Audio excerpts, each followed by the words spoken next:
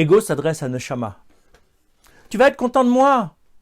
Je viens de donner pour une caisse de tzedaka qui en plus me garantissait d'être protégé du Covid-19. La semaine dernière, j'ai participé à une ségoula pour la Parnassa. Tu vois, je suis en train de rentrer dans la vie juive comme tu le voulais. Bravo! Félicitations, Ego! Mais je voudrais que tu comprennes bien comment tout ça fonctionne, parce que je voudrais être sûr que tu fais à chaque fois les bons choix, ceux qui vont te faire réussir dans cette voie. Il faut que tu comprennes que la vie juive, ce n'est pas une succession d'actes magiques qu'il suffit de pratiquer pour pouvoir obtenir ce qu'on veut quand on le veut. Akadosh Baruch Hu, c'est pas le bon génie de la lampe d'Aladin. Il n'est pas là au service de nous. C'est nous qui, d'une certaine façon, sommes au service de lui.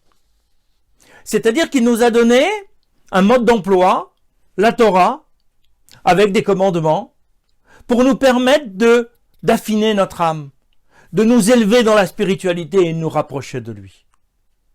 Alors, bien sûr, on souhaite le bien. Et lui aussi souhaite nous accorder du bien. Parfois, ce bien, on ne sait pas le reconnaître parce qu'il a les apparences de l'épreuve. Mais le bien, comme il l'entend, doit découler de notre comportement.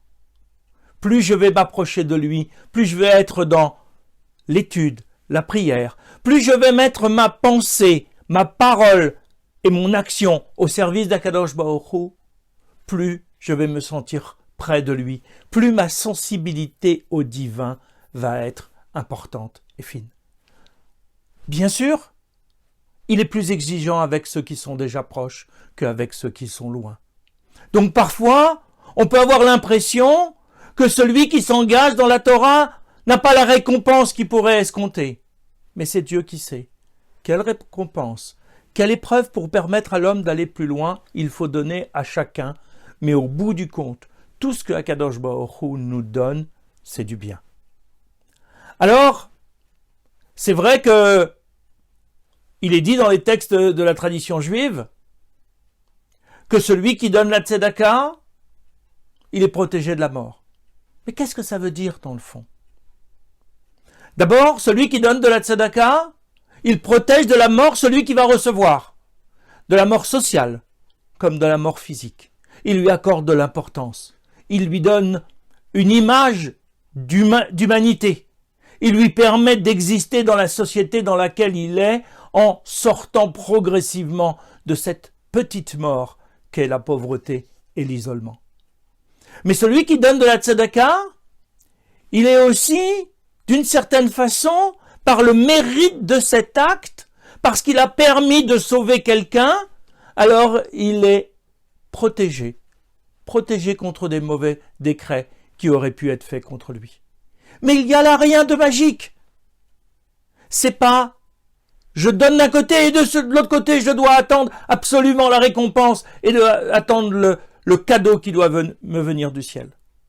Je donne parce que je dois donner, parce que c'est mon rôle, parce que c'est ma mission et que par là je donne de la considération à l'autre. La vie que la tzedaka me fait acquérir, c'est peut-être de la vie spirituelle, c'est peut-être une vie meilleure dans le monde futur, ce n'est pas forcément de la vie dans l'instant. Alors les actes que tu as faits, ils sont très importants, mais il faut que tu comprennes, une ségoula toute seule, isolée, ne peut rien. Ce n'est pas un acte magique, c'est quelque chose qui vient s'ajouter à ton comportement, à ta vie juive au quotidien. C'est quelque chose qui vient bonifier encore un peu plus, comme lorsque tu t'adresses au tzaddik. Sa bénédiction ne remplace pas ta prière. Elle vient s'ajouter à ta prière, fusionner avec elle, lui donner encore plus de vigueur. Mais il ne vient pas prier à ta place, il vient prier avec toi.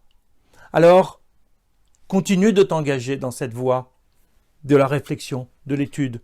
Mais comprends, avec la ségoula, tu es juste devant la porte d'entrée.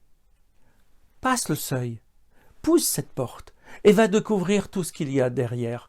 Parce que c'est ça qui te donnera le vrai bonheur. Lorsque tu vas découvrir, au-delà de la porte, le palais du roi, alors tu deviendras véritablement un homme accompli et tu aboutiras, tu réaliseras la mission qu'Akadosh Baruch Hu attend de toi.